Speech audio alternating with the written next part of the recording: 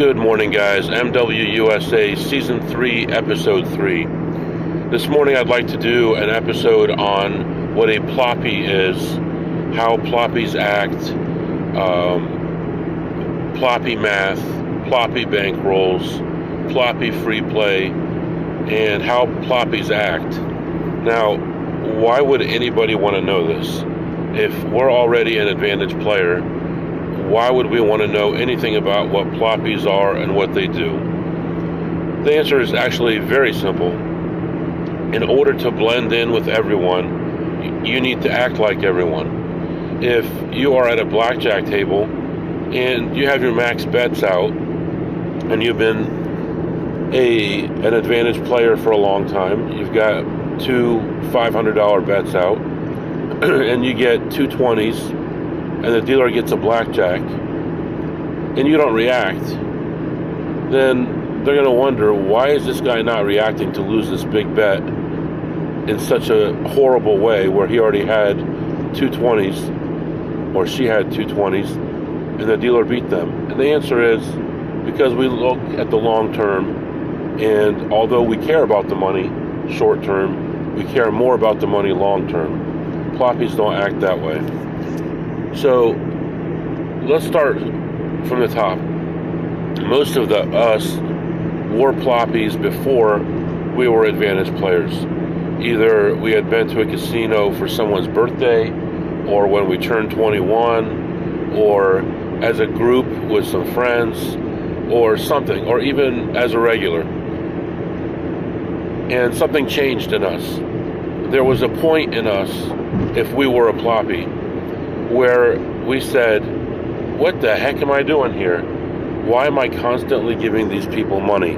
Is there a way to beat this casino? And this happened to me a couple times before I finally found card counting. So, what do ploppies think about casinos? Well, a ploppy thinks of a casino like the lottery.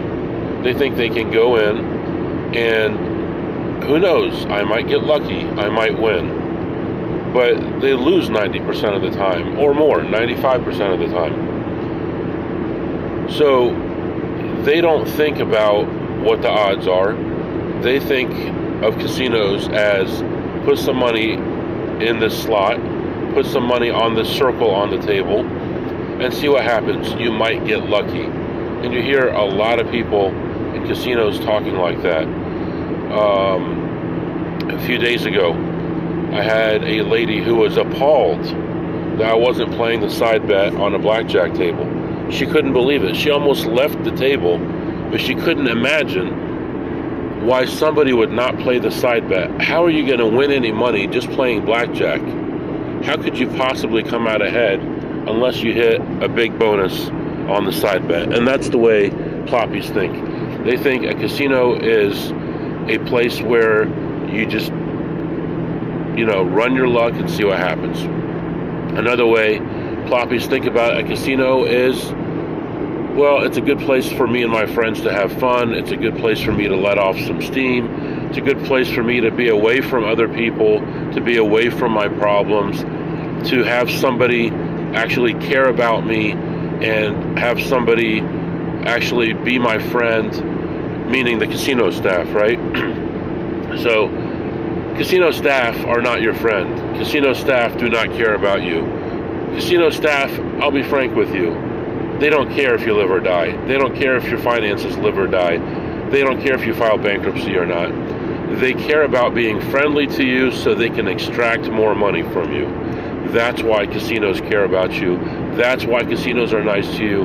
That's why casinos comp you, because they want to keep you around long enough. They want to give you a little bit back so you feel like you have a chance, so that they can continue to extract from you until you're bankrupt. And if you tell casinos that, oh man, I've been losing so much lately, they don't care. Unless you come out and blatantly say, I'm about to lose my house, they won't get involved. And even then, some of them will not get involved. So how do ploppies think about casinos? They think about casinos as a lottery ticket. How do ploppies act? Well, this is probably one of the most important aspects of being in the casino, is learning how ploppies act and mimicking their actions.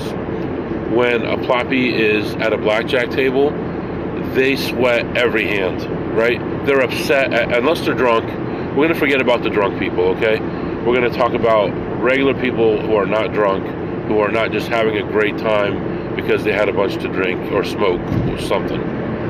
So they sweat every hand. They're upset at every hand. They're angry that their 18 got beat by a face card and he turned over a 10. They're upset that happened. That shouldn't have happened. I can't believe that happened. No matter what it is, they're going to be upset. Look at how ploppies act at the table, what they do with their hands, what they wear, what they drink. What do they drink? They're drinking mainly either alcohol or water. That's the biggest two things. And then if it's the end of the night and they cut them off from alcohol, they might be drinking coffee to kind of sober up a little bit so they can get home. But what do they wear?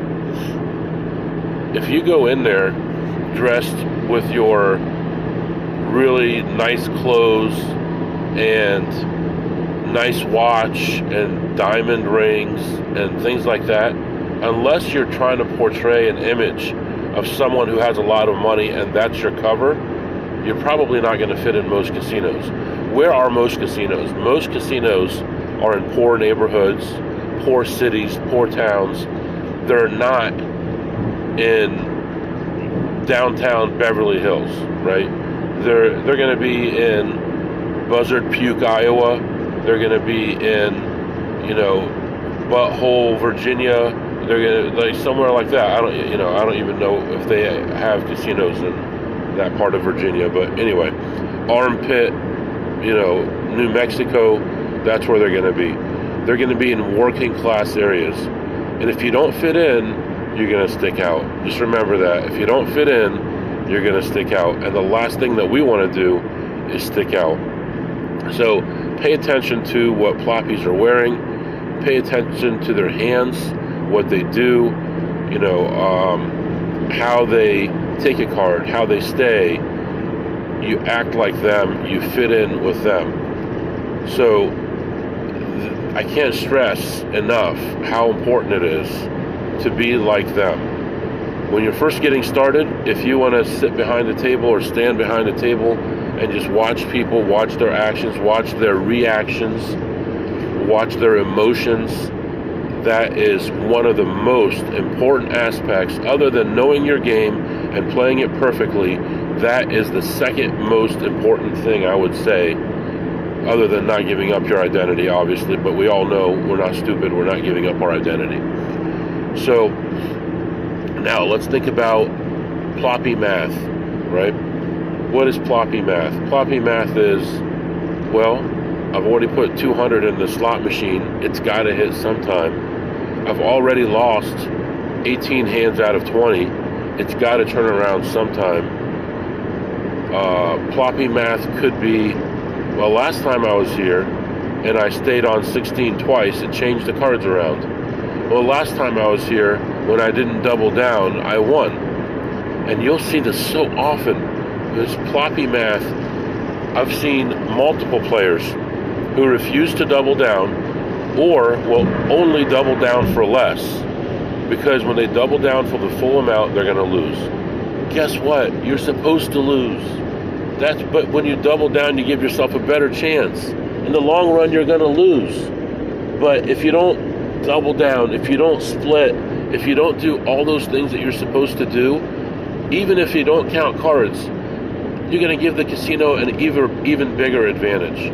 Why is it that, let's say, the casino has an advantage of 0.41 on a blackjack table, but their actual winnings are like 10%, 15%, 20%. There's a reason for that, because ploppies play on emotions, they play on fear, they play on ploppy math, they play on, this is what happened last time.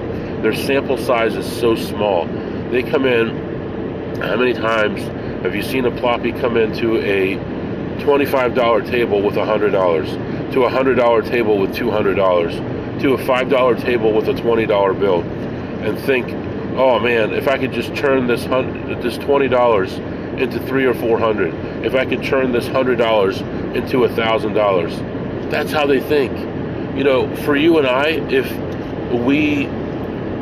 if I'm spreading 50 to 500 and my EV, my expected value is $70 an hour, and I make 500, I'm elated. Look, I made 500. To them, oh, I started with 100, I got it up to 1,200, and then I lost it all. Well, of course you did. You don't know what you're doing. You're not counting cards, and the bigger the sample size, the more that you play, the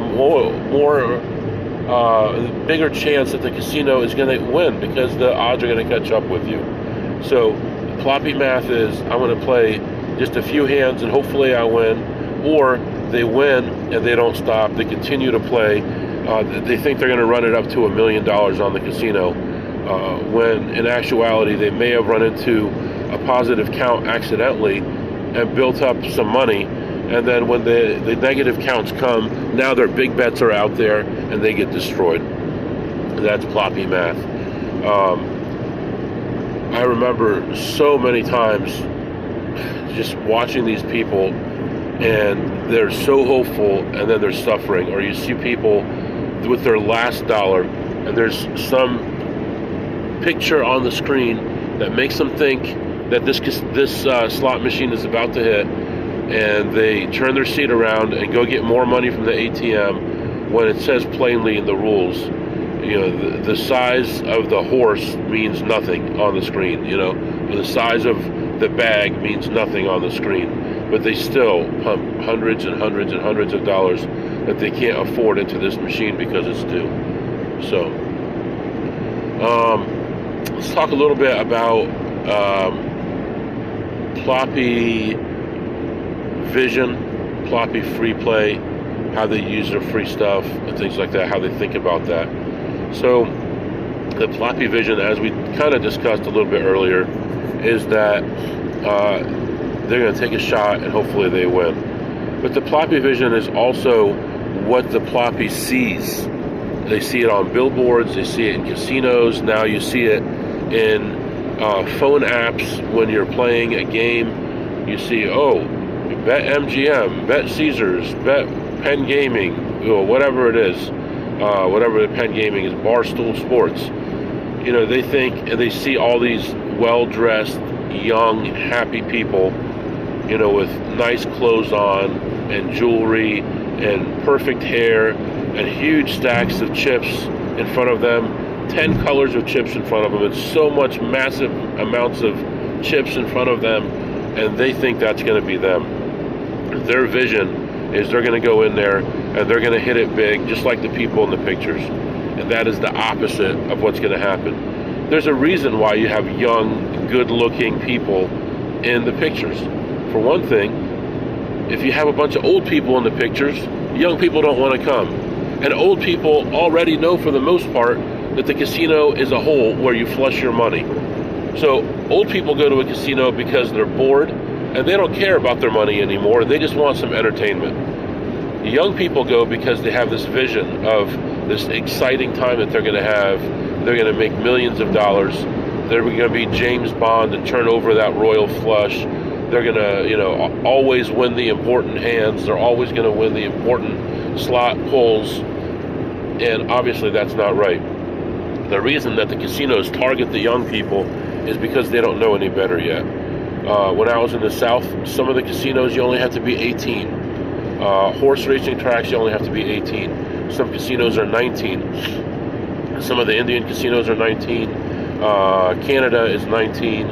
I can't speak for a lot of other countries, and I don't really look at age anymore because I'm just barely over 21 now, so it doesn't matter.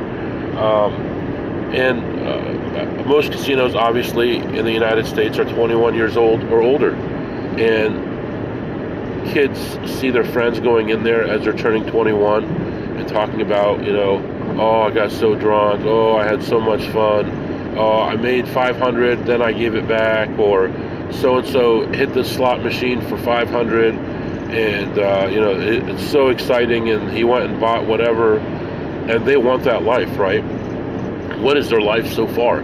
Their life is they went to grade school, they went to middle school or junior high, they went to high school, and they're in college.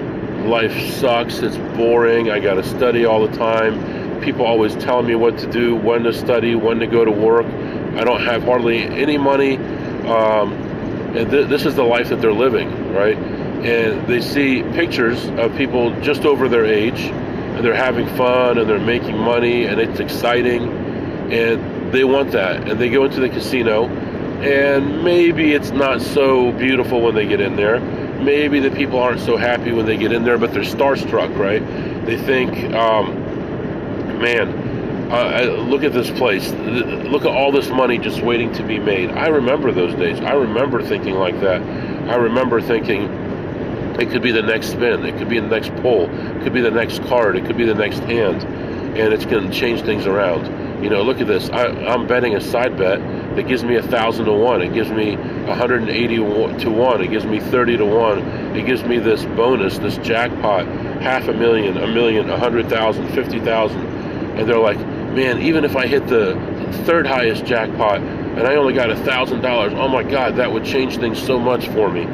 And casinos prey on that. And they prey not only on young people, but on older people also, knowing that they're bored, knowing that they don't have a lot of things going for them, knowing that they might be lonely, knowing that they might be depressed, and they bring them in there in buses, in group, like nursing home buses, in tour buses, in junkets, all these different things.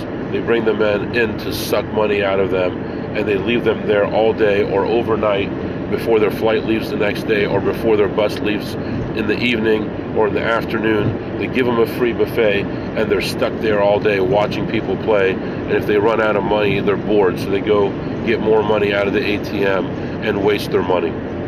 That's what casinos are, and that's the thinking that ploppies have. I remember so many times saying to the dealers, saying to the pit bosses, this is not excusable. I've actually said to them, this is ridiculous. How can you let this person play? How can you let this person keep losing money? They can barely keep their eyes open. They've been playing for 24 or 48 hours. They've been drinking nonstop. They can barely hold their chips. They don't know how to hit or stand. They don't realize they got a blackjack they're hitting, and you're letting them continue to play. And that is wrong, and that should be criminal. And it might be criminal, but no one does anything about it. And people are supposed to report stuff, but they rarely do. And I remember one time I was in Indiana, in southern Indiana, on a boat. I was young, I was probably mid-20s, and I'm watching this lady play this $25 table, Asian lady, and she's playing this $25 table. And I was thinking to myself, oh my God, how could she play that much money? And she had handfuls of $100 chips.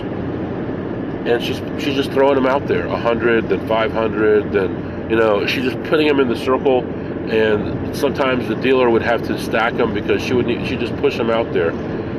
She'd max out side bets, and the dealer would have to take money off of the side bets because it's too much.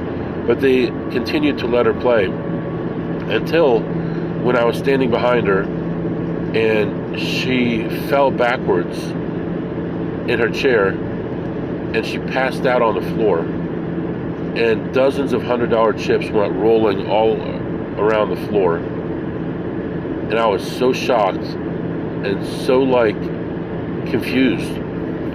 How can a casino who makes all this money let someone continue to drink until they pass out? They don't know how to play anymore. They don't know how to push their chips out anymore, but you continue to let them play. Recently, also when I was in the South, I saw multiple people, and actually when I went out of the country, whatever it was, a week or two ago, I see so many people who are so drunk playing poker. And when they finally bust and leave, and they tell us, I've got a 40-minute drive home, I got an hour drive home, I think, how's this person going to get home alive? And the other players will joke about it, and they'll laugh about it, and they'll say, well, I'm leaving, the money's gone, the gravy's gone, the fish is gone. They were only staying that late because that person was drunk and they were giving away money. And one of the reasons that a lot of blackjack players prefer blackjack, or a lot of slot players prefer slots to poker, is you're not taking money from other players, you're taking it from the house who already has the money. And with poker, you're taking it from other players. Someone else has to lose, and the house always wins when you're playing poker because they're taking their cut, right? They're taking their vig, they're taking their drop, they're taking whatever, And it's interesting because a lot of blackjack players will quit playing because they don't like deceiving people. They don't like lying about who they are, what they are, why they're there. But a lot of poker players, no offense, a lot of poker players will take advantage of people nonstop. And I understand why, because it's so hard to make money. If you're playing 1-2, you've got like a $15 or $20 expected value per hour. If you're playing 5-10, you still don't, maybe $50, $60 an hour if you're lucky.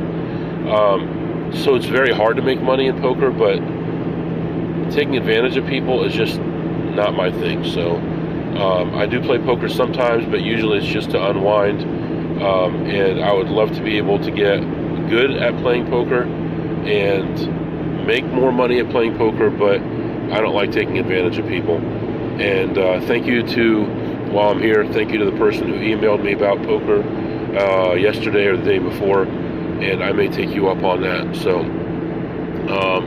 all right, so how do ploppies play their free play?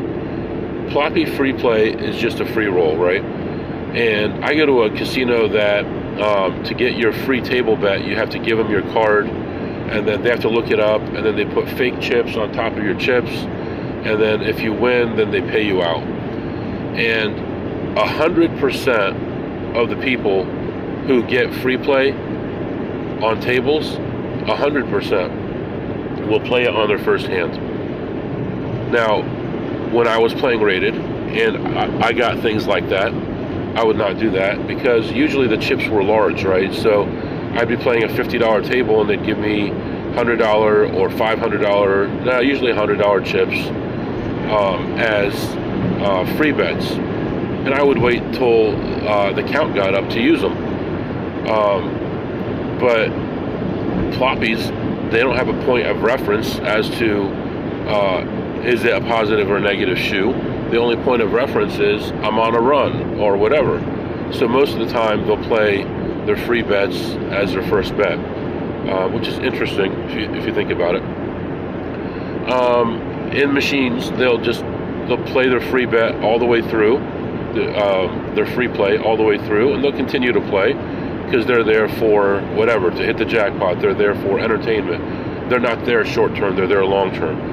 And when I go into a slots-only casino or a casino just to play slots or any casino, the slot portion of my play is usually a half hour or less. And actually last year, I only kept track of how long I was at blackjack tables, not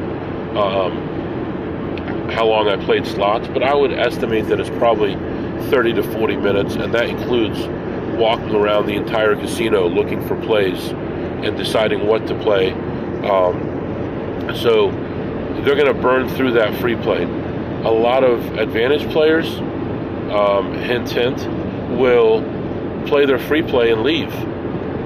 If they don't have a machine that they know is going to pay out and they get $100 in free play, they'll play the free play through a machine that is not an advantage machine because they pay horribly when they're not in position to pay out.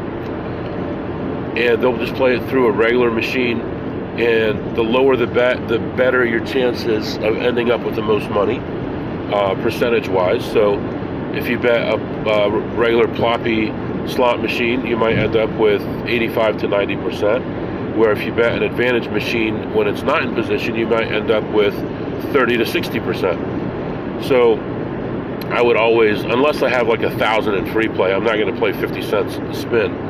But if I have 100 in free play, I might bet $1 or 50 cents a spin. If I've already gone through all the advantage plays, there's no more, just to get the most sample size, meaning that I'm going to have the better chance of the return to player evening out on me, that I'm not going to have big valleys or hills, right? So if you have $100 in free play, you bet one spin at a $100 machine, you're going to lose it all or you're going to win, right? But if you play it 100 spins, you might win 40 and lose 60 and might just about break even.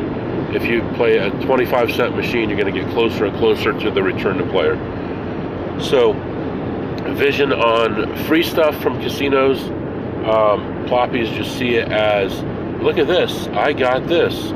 And there's a guy that has a podcast that tells you how to win at casinos, and 100% of what he tells you to do is wrong, except his vision on how to get comps. You know, betting higher when the pit boss is around, you know, just playing long term to get free stuff. It's true. I mean, you can manipulate that stuff, and there's a book out there, obviously, about comps and how to take advantage of comps, Comp City, and I read it, and it's a good book, but that's more for a recreational player, although that advantage players can get a lot of stuff out of that book too. But a person who is a ploppy will get a $300 hotel room comped and $50 in food comped, and they'll say, hey, I got $350, I lost $200 at the casino, so I'm up $150. The answer is, no, you're not, because you wouldn't have been there if it wasn't free, right? So you can't think like a ploppy. Now, if you're retired and you just want to break even at casinos and you have a few tricks to break even and you just want the free rooms, I get it. But if you want to do it for a living, if you don't want to go bankrupt long term, and you got to watch this stuff and understand the value. Many times I have not gone somewhere and picked up $200 or $300 or $500 because I have a better opportunity somewhere else with no free play than the place I could go and get my free play. And in fact, the city that I'm going to today, which I didn't even talk about yet, the city I'm going to today, I have less opportunity, but I've got some free things going on, so that's the reason I'm going there. But many times, the free play, the free stuff in the city is not worth it. I'll go to another city because I have more opportunity to make money. So that you got to think long term. And finally, let's talk about ploppy bankroll. What kind of bankroll do ploppies have? How much money do they have to play with? And the answer is, ploppies don't have a bankroll. Ploppies play out of their regular money, their bill money, their credit card money, their mortgage money, their rent money, their food money, their grocery money, their travel money, their Christmas money. They will play all their money anytime. They'll just go to a casino. Maybe these days people don't carry cash anymore. They'll go to a casino with $20, with $0. They'll use a casino ATM and pay $9.99 or $5.99 as a fee, or 3% or 4% or 5% as a casino fee to get money out. And they'll play, they'll go back to the ATM and spend the money again. And they don't think long term. Ploppies think about tonight, what's going to happen tonight, how much am I going to make tonight? And that's as far out as they think. They don't think long term. And that's why you see so many that go in there and they'll hit something big and they'll leave with nothing, or they'll leave with, negative. I was recently at a casino, and the guy sitting to my right had been there for 36 hours, and he had bought in for $10,000 initially, and he got it up to $80,000, betting crazy. And I witnessed a lot of this stuff, and left down 50,000. What is your goal? You come in there with 10,000 and you turn it into 30,000, into 20,000. You don't think that's enough to leave? So just think long term. Don't think like a ploppy. I know there's a lot of stuff I didn't cover, a lot of stuff I missed. If you have things you want me to add to this, let me know. If you have any questions or comments, email me, mwusa21@gmail.com, mwusa21@gmail.com. Hope you enjoyed it. See you next time.